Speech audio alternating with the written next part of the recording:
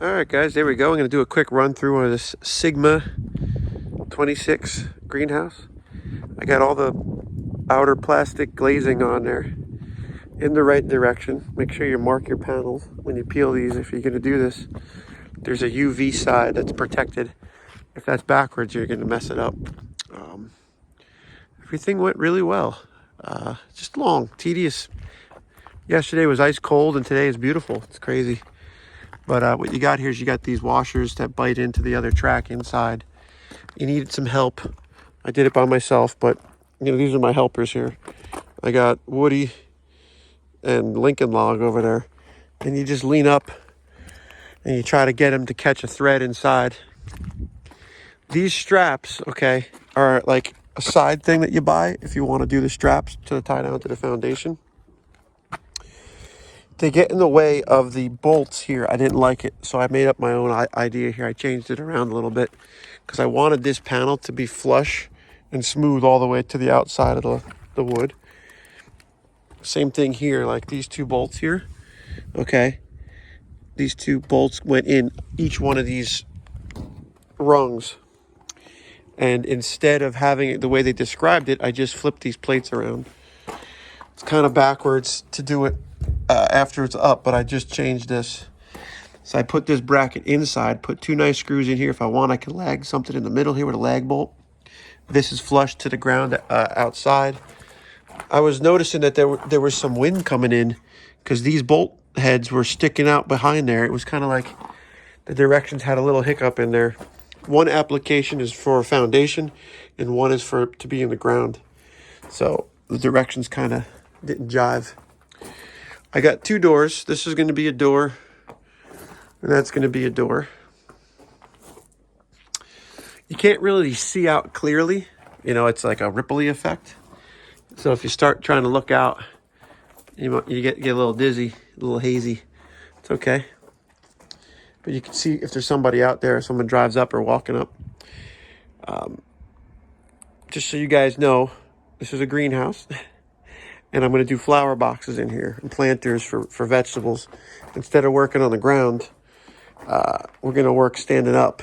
It costs a little more, but I think it's going to be better for our backs. And it's 26 foot, so, you could put a lot of stuff in here. You could have, pumpkin pie, eggplant parm. You could have tomato, Jersey tomato, cherry tomato, crab apple tree, anything you want in here, man. If I could go around and do it again, I would probably flip all these beams over so I didn't see this stamp on them. So it was all facing down. As I was going, I started realizing I could have flipped those over. That's the part number. A couple things. Everything is pretty good. It's structural, solid. Bolted this down on the ends and the gable ends here, which is a couple of the fasteners they sell, or they gave, I should say. These screws are dangerous. They break off. Even if you pre-drill them, they're real lightweight. They strip out easily. So I went with these other stainless steel fasteners that I had. You could pick it apart all day, but there's not much to pick on this. I'm telling you right now. I got a critical eye. It caught all the beams over here, nice and smooth. I got to go around and just tighten some of this down. The straps get a little wobbly and bent. You can go around and straighten them out. No big deal. The measurements were good. This overhang here is meant to be there. This little flap, that's what it's designed to have. This little, little lip. I got to put some more screws in here. Just wait until I get the door together. I'm going to probably stud these all the way up and around because you can see here where you could catch screws all the way up. But these, if this wasn't here,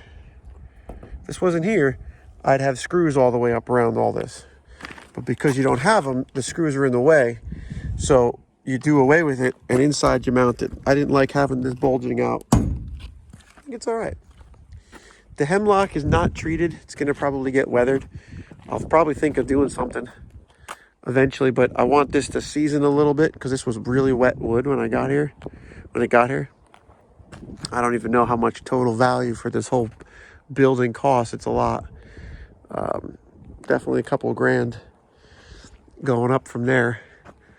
So just so you know, you got like stone, you got a lot of hemlock. I could have bought fill in here and tried to level this area somewhere in the yard. I would have probably been all right, but my yard is pretty much a septic field and everything's not level. There's rocks everywhere.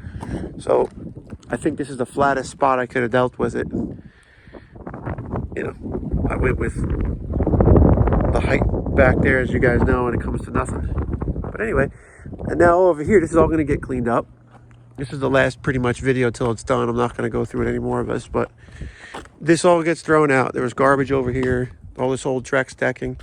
And then this can be like a little bit of a stone pad, or I could put the boat or, the log splitter. Just keep it neat. This will be that area over here. I want to keep it open somewhat because that's where my ATV trail takes off down by the stream. Anyway, thanks for watching. Hopefully you guys like it. I'd recommend it so far. Let's see if it gets through the winter. Please remember to like, share, subscribe. Share with your friends. This is something that you guys might be interested in sharing with the wife or your significant other if they want to build something like this. It might be a good one to share with them. And I would recommend it so far. I wonder how this door is going to go. I want to see how sloppy the door is. That's one thing. We'll see. All in all, I'd buy it again. You can't get that top track straight no matter what you do. I mean, you'd have to re-drill some of the holes from the factory. There's some inconsistencies with that.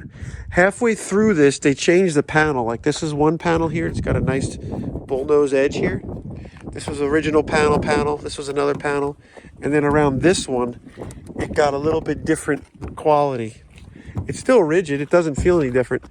But when I opened it up, it was really tacky, like really movable. And this edge is the sharpest edge you can imagine. It's like glass. I got cuts all over my hands. And you got to use your fingertips for all these little screws and stuff. So wearing gloves isn't going to work. Just remember that. You might want to just, get your fingers ready for some brutality.